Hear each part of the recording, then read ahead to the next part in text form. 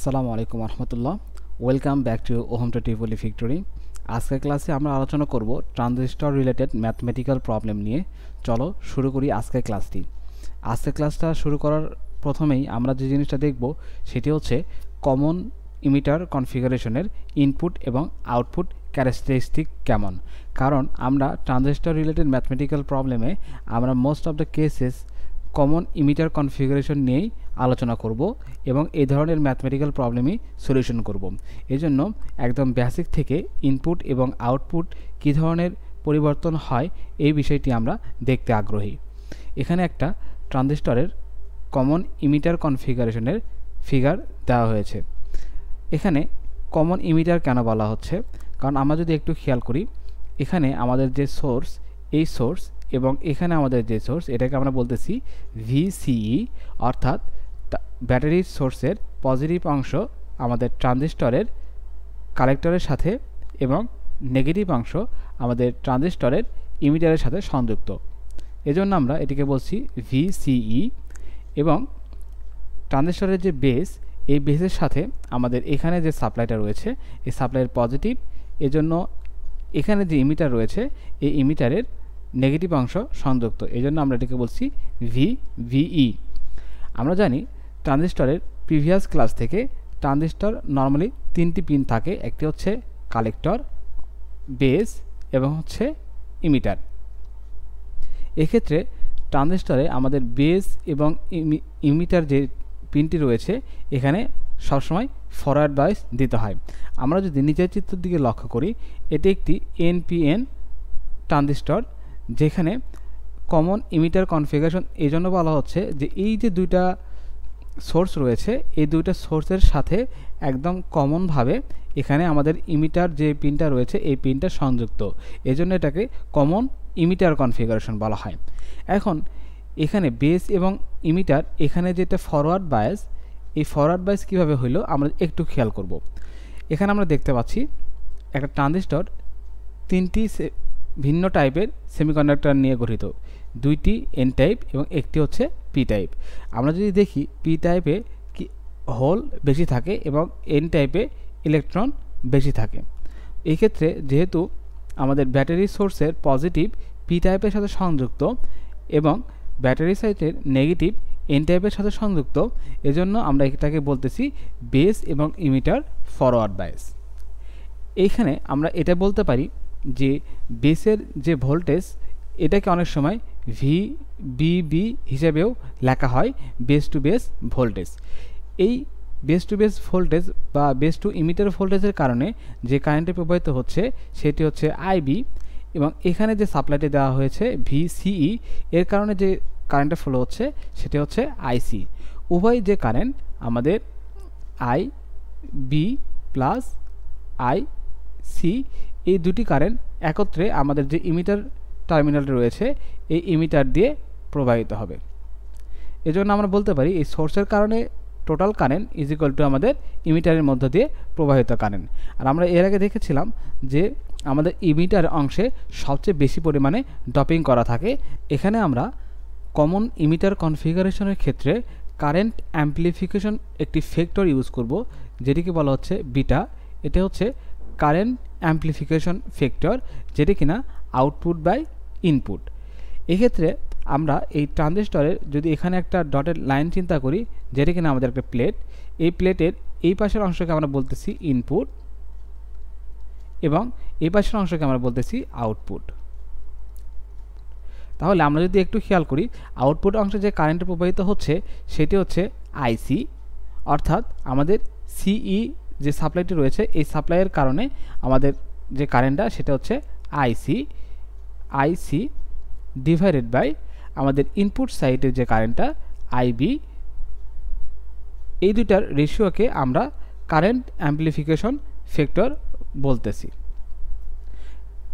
এখন আমরা দেখব যে আমাদের ইনপুট ক্যারেক্টারিস্টিক্স এবং আউটপুট ক্যারেক্টারিস্টিক কার্ভটি কীভাবে তৈরি হয়।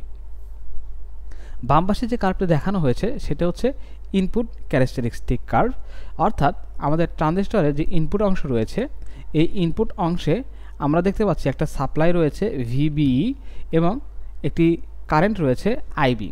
আমরা যদি ভোল্টেজকে এক্স এক্সিসে ডিনোট করি এবং কারেন্টকে যদি আমরা ওয়াই এক্সিসে ডিনোট করি, সেক্ষেত্রে আমরা একটা অক্ষরেখা পাবো যেখানে আমাদের এক সাইডে ভোল্টেজ এবং ওয়াই এক্সিসে থাকবে হচ্ছে কারেন্ট।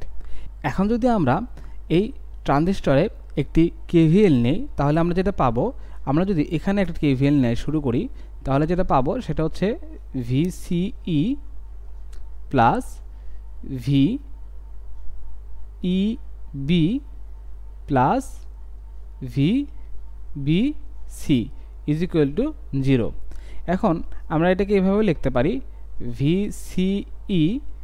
এখন এটাকে কিভাবে লেখা যায়, যদি পোলারিটি চেঞ্জ করি তাহলে আমরা কি লিখতে পারবো, VEB is equal to minus VBE, অর্থাৎ মাইনাস ভিবিই।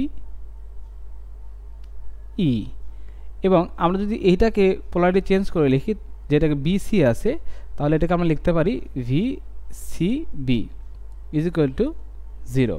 তাহলে এখান থেকে আমরা লেখা যায় ভিই is equal two VBE plus VCB.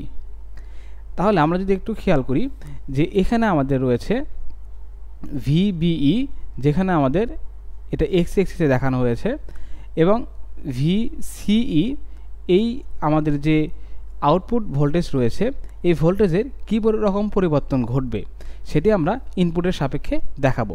আমরা যদি এখন ভিসিবি এটা কি কনসিডার না করি, কারণ এখানে আমাদের ভিসিবি এর মধ্যে আমাদের কোনো ধরনের সাপ্লাই ভোল্টেজ বা বায়াসিং ভোল্টেজ দেওয়া নেই, তাহলে আমার প্রথম অবস্থায় এটাকে কনসিডার করছি না। শুধুমাত্র ভিবিই যেটা আমাদের ইনপুট ভোল্টেজ, এটাকে যদি কনসিডার করি তাহলে আমরা দেখব যে এখানে যদি এই ভোল্টেজটি বাড়ানো হয় তাহলে আমাদের এই যে আউটপুট ভোল্টেজ যেটা রয়েছে ভিসিই, এই ভোল্টেজটা বাড়তে থাকবে, অর্থাৎ প্রপোর্শনাল। তাহলে যদি আমরা এখানে খেয়াল করি যে এখানে যে কার্ভটি রয়েছে, এই কার্ভে ভিবিই আস্তে আস্তে যত বাড়বে আমাদের এই ভিসির পরিমাণটাও তত বাড়বে। আমরা যদি খেয়াল করি এই কার্ভের এখানে আমাদের ভিবিইর যে মানটা, ফর এক্সাম্পল এখানে হচ্ছে এটা 0.7 সামথিং, আর এখানে আমাদের যদি দেখি যে এখানে ভিবির মানটা একটু বেশি, 0.9 একটু বেশি, তাহলে আমরা দেখতে পাচ্ছি এখানে আমাদের ভিবিই বাড়ছে। এর সাথে সাথে আমার করেসপন্ডিং যে ভিসিই রয়েছে 2 থেকে 6 ভোল্টের একটি কার্ভ পাওয়া গেছে। এখানে আমাদের অ্যাট এ সেম টাইম যখন ভোল্টেজটি ছিল, এখানে অ্যাট র্যান্ডম আমরা ধরলাম যে এটা 0.9, এই অবস্থায় আমাদের কারেন্ট যেটা ছিল সেটি হচ্ছে 50-এর কিছুটা কম। এখন আমরা যদি খেয়াল করি যে এই যে পয়েন্টটা, এখানে আমাদের ভোল্টেজের ভ্যালু হচ্ছে 1 ভোল্ট, এই অবস্থায় আমাদের কার্ভটা হচ্ছে এই পয়েন্টে। এই অবস্থায় যদি আমরা এখানে একটা রেখা টানি তাহলে আমরা দেখব এই কারেন্টের যে ভ্যালুটা, এই কারেন্টের ভ্যালুটা আমাদের কি হয়েছে, 50-এর কম থেকে আমাদের 60-এর উপরে চলে গেছে, অর্থাৎ আমাদের ভোল্টেজ বাড়ার সাথে সাথে আমাদের কারেন্টের পরিমাণও বেড়ে গেছে, যেটি কিনা আমরা আমাদের ভোল্টেজের সাথে আমাদের কারেন্টের যে ফান্ডামেন্টাল পোস্টুলেটস সেখান থেকে আমরা জানতে পারি যে V is equal to I R, অথবা I is equal to V by R, যেখানে কিনা আমাদের ইনপুট ভোল্টেজ ভিবিই এটা যখন বেড়ে গেছে তখন আমাদের যে ইনপুট কারেন্ট রয়েছে আইবি, সেই কারেন্টের পরিমাণও বেড়ে গেছে। এই পয়েন্টগুলোকে আমরা যদি যোগ করি তাহলে আমরা একটা সেমি প্যারাবোলা টাইপের একটা কার্ভ পাবো।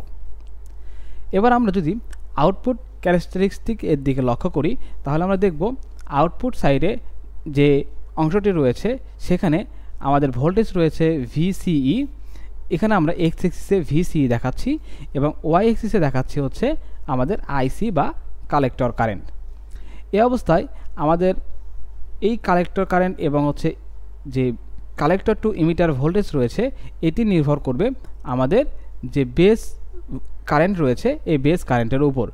এখন আমরা কনসিডার করব আমাদের আউটপুট ভোল্টেজ ভিসিই কে নিয়ে।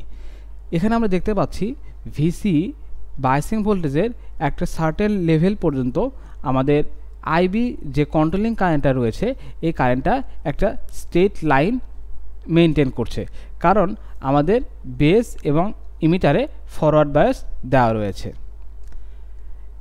এটা ছিল আমাদের ট্রানজিস্টরের আউটপুট ক্যারেক্টারিস্টিক, যেটি কিনা কমন ইমিটার কনফিগারেশনের জন্য। এখন আমরা আলোচনা করব ট্রানজিস্টরের বা বিজেটি বায়াসিং কনফিগারেশন নিয়ে।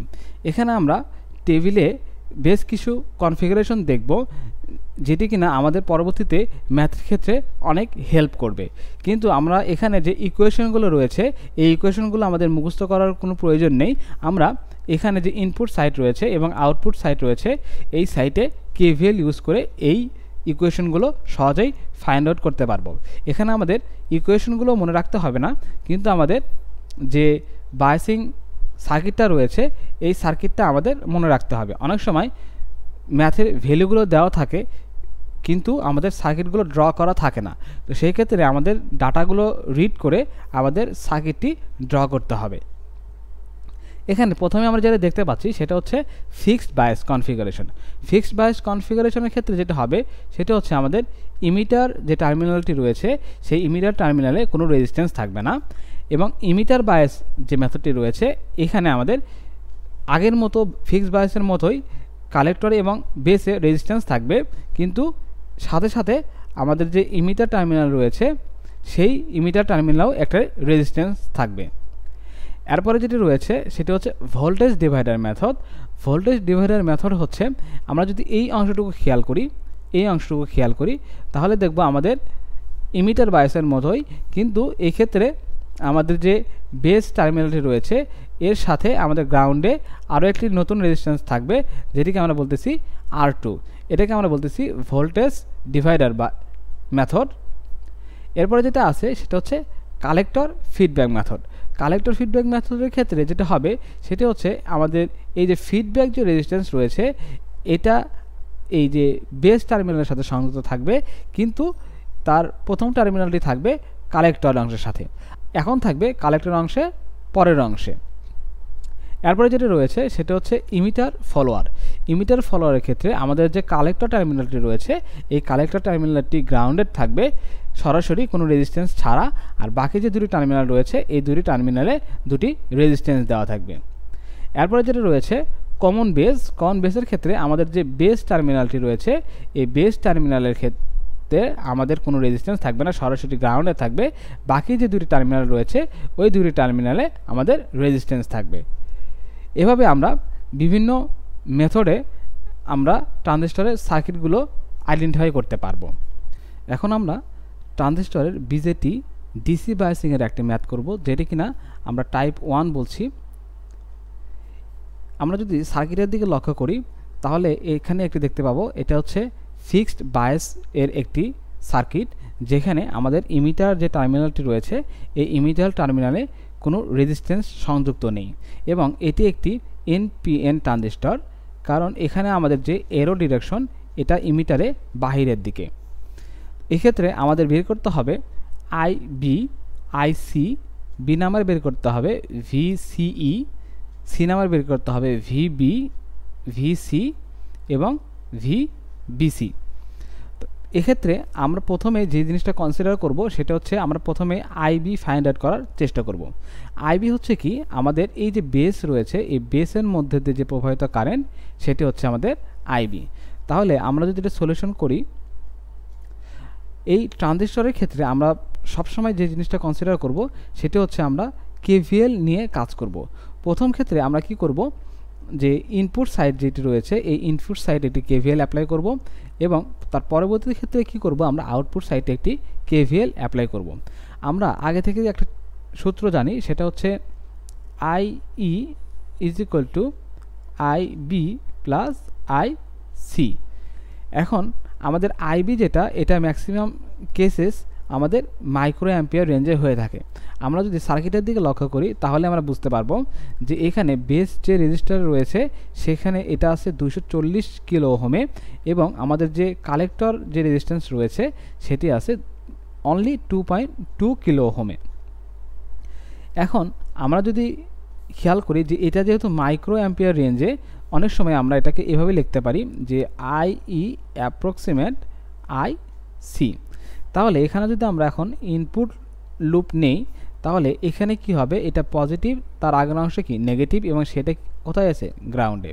তাহলে এখানে কি হবে, ফার্স্ট যে সিম্বলটা মাইনাস ভিসিসি, এরপরে কারেন্ট যেহেতু এদিকে আসছে, এখানে যেহেতু পজিটিভ, তাহলে positive I C multiply by 240, এবং এখানে যে ভোল্টেজ সেটা রয়েছে positive VBE is equal to 0, কারণ আর কোনো ব্রাঞ্চ এখানে নেই।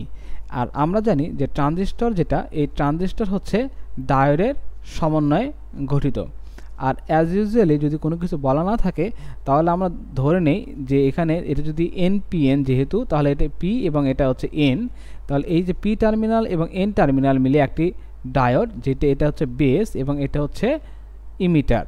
তাহলে বেস এবং ইমিটারের যে ভোল্টেজ সেটা হচ্ছে আমরা 0.7 ধরবো অ্যাজ এ সিলিকন ডায়োড। তাহলে আমরা যদি এখানে ভ্যালুগুলো বসাই, মাইনাস ভিসিসির ভ্যালু হচ্ছে পজিটিভ 12 প্লাস আইবি, সরি এটা হচ্ছে আইবি হবে, নট আইসি, যেহেতু বেস টার্মিনাল, মাল্টিপ্লাই বাই 240, এখানে কিন্তু এটা kilo ohm, positive 0.7 is equal to 0। তাহলে এটা যদি ক্যালকুলেশন করি, আইবি ইজ ইকুয়াল টু যেটা আসবে সেটা হচ্ছে 12 মাইনাস 0.7 ডিভাইডেড বাই 240। এটা যদি আমরা ক্যালকুলেশন করি তাহলে আমরা যেটা পাবো সেটা হচ্ছে 12 মাইনাস 0.7 ডিভাইডেড বাই 240, তাহলে এটা আসবে হচ্ছে 0.047 মিলি অ্যাম্পিয়ার অথবা 47 মাইক্রো অ্যাম্পিয়ার। এটি হচ্ছে আমাদের আইবি। যেহেতু এটি কিলোতে ছিল এই কারণে আমাদের সরাসরি মিলি চলে আসছে, আর মিলিকে আমরা কনভার্ট করে মাইক্রোতে নিয়ে গেছি। এখন আমাদের আইসি যেটা, আমরা যদি আইসি বের করতে চাই তাহলে আমাদের আরেকটি ফর্মুলা ছিল যেটি কিনা আমাদের কারেন্ট অ্যাম্প্লিফিকেশন ফ্যাক্টর, সেটা হচ্ছে বিটা ইজ ইকুয়াল টু আমাদের আউটপুট কারেন্ট ছিল হচ্ছে IC divided by input current ছিল আইবি। এখান থেকে আমরা লিখতে পারি IC is equal to beta IB. তাহলে এখানে কি লেখা যায় যে IC is equal to beta IB, আর বিটার ক্ষেত্রে আমাদের এখানে গিভেন দেওয়া আছে হচ্ছে 50 এবং আইবি যেটা সেটা হচ্ছে 47। এখন আমরা যদি এখানে ক্যালকুলেশন করি মাল্টিপ্লাই বাই 50, তাহলে যেটা আসবে সেটা হচ্ছে 2.35 মিলি অ্যাম্পিয়ার, 2.354 মিলি অ্যাম্পিয়ার। এটা হচ্ছে আমাদের আইসি এর ভ্যালু। এখন আমাদের যেটা বের করতে হবে বি নম্বর অপশন, সেটা হচ্ছে ভিসিই, অর্থাৎ এইখানে যে ভোল্টেজ ভিসিই এটি আমাদের বের করতে হবে। এখন আমরা যদি দেখি এখানে আউটপুট সাইডে যদি একটা লুপ নেই তাহলে আমরা সহজেই ভিসিই বের করতে পারবো। তাহলে আউটপুট সাইডে কি আছে, মাইনাস, এখন আমরা আউটপুট সাইডের লুপ নিব মাইনাস 12। এখন আমরা সরাসরি ভ্যালু নিয়েই বসাচ্ছি, প্রথম লাইনটা আমরা স্কিপ করছি। তারপরে যেটা আছে পজিটিভ নেগেটিভ, পজিটিভ 2.2 আইসি, তো আইসির ভ্যালুটা আমরা এখানে ফাইন্ড আউট করে নিয়েছি 2.354। এরপরে যেটা আছে সেটা হচ্ছে আমাদের positive VCE is equal to 0। আমরা জাস্ট কী করলাম, এখানে যে ব্রাঞ্চ রয়েছে এই ব্রাঞ্চের ভোল্টেজ এবং এখানে আমাদের রেজিস্ট্যান্সের ড্রপ এবং এখানে যে ট্রানজিস্টরের যে ব্যারিয়ার ভোল্টেজ সেটি আমরা ক্যালকুলেশন করতে চাচ্ছি। তাহলে যেটা হবে সেটা হচ্ছে VCE is equal to 12 plus 2.2 multiply by 2.354। এখন এটাকে যদি আমরা ক্যালকুলেশন করি, সরি এখানে হচ্ছে নেগেটিভ হবে, আমি একটু ইরেজ করে দিই।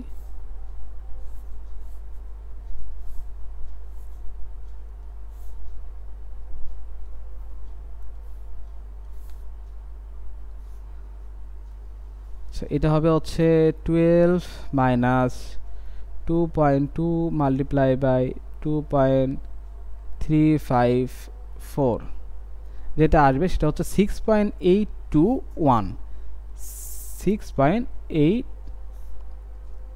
1 ভোল্ট। এটা হচ্ছে আমাদের VCE। এখন আমরা যদি দেখি এখানে বের করতে বলছে VB, অর্থাৎ এই বি টার্মিনালে কি পরিমাণ ভোল্টেজ সেটা আমাকে বের করতে হবে। তাহলে আমরা জানি এখানে কি VBE is equal two VB minus VE। যেহেতু আমাদের ইমিটার যে টার্মিনাল এটা হচ্ছে গ্রাউন্ডের সাথে, তাহলে আমরা ধরতে পারি গ্রাউন্ডের ভোল্টেজ হচ্ছে 0। তাহলে আমরা VB minus 0 is equal two যেটা বলতে পারি সেটা হচ্ছে VBE। সেক্ষেত্রে আমরা সহজেই বলতে পারি VB ইজ ইকুয়াল টু 0.7, যেটা কিনা আমাদের ডায়োডের ব্যারিয়ার ভোল্ট। এটা হচ্ছে আমাদের একটা অ্যান্সার। এবার আমাদের বের করতে হবে VC। তাহলে আমরা যদি এখান থেকে পেয়েছি VCE, এটার সমান আমরা লিখতে পারি VC মাইনাস VE। যেহেতু আমাদের E হচ্ছে 0, তাহলে আমরা এখান থেকে লিখতে পারি VC is equal two VCE। সেক্ষেত্রে আমরা যেটা পাবো VC is equal two VCE, অর্থাৎ 6.821 ভোল্ট। ঠিক আছে, এখন আমাদের যেটা বের করতে হবে সেটি হচ্ছে VBC। তাহলে VBC যদি আমরা বের করতে চাই তাহলে আমরা কীভাবে বের করব? VBC is equal two VB minus VC। এক্ষেত্রে আমাদের VB যেটা, সেই VB কোথায়? আমরা এখানে পেয়ে গেছি 0.7 মাইনাস এখানে আমাদের VC যেটা সেটা হচ্ছে 6.821। তাহলে আমরা যেটা পাবো মাইনাস 6.121, যেটি কিনা আমাদের নেগেটিভ পোলারিটি। এজন্য অনেক সময় বলা হয় যে আমাদের ট্রানজিস্টরের কালেক্টর বেস বা বেস কালেক্টর এটা আমাদের রিভার্স বায়াস। তো এটাই ছিল আমাদের ম্যাথমেটিক্যাল প্রবলেমের সলিউশন, যেটা এখানে একদম সিম্পল টাইপ 1-এর সলিউশন ছিল। যেক্ষেত্রে আমরা প্রথমে ফাইন্ড আউট করা শিখলাম যে ইনপুট এবং আউটপুট সাইডে লুপ অ্যারেঞ্জ করে কিভাবে আমরা ট্রানজিস্টরের যে কোনো এলিমেন্টের ব্রাঞ্চের আমরা যে কারেন্ট এবং ভোল্টেজ রয়েছে সেগুলো ফাইন্ড আউট করতে পারি। আশা করছি সবাই এই ম্যাথটি খুব ভালোভাবে বুঝতে পেরেছো এবং এর আগে যে থিওরি আলোচনা করা হয়েছে সেগুলোও ভালোভাবে বুঝতে পেরেছো। তো এই রিলেটেড যদি কোনো প্রবলেম থাকে অবশ্যই কমেন্ট করে জানাতে পারো। Stay connected, learn together. আসসালামু আলাইকুম ওয়া রাহমাতুল্লাহ।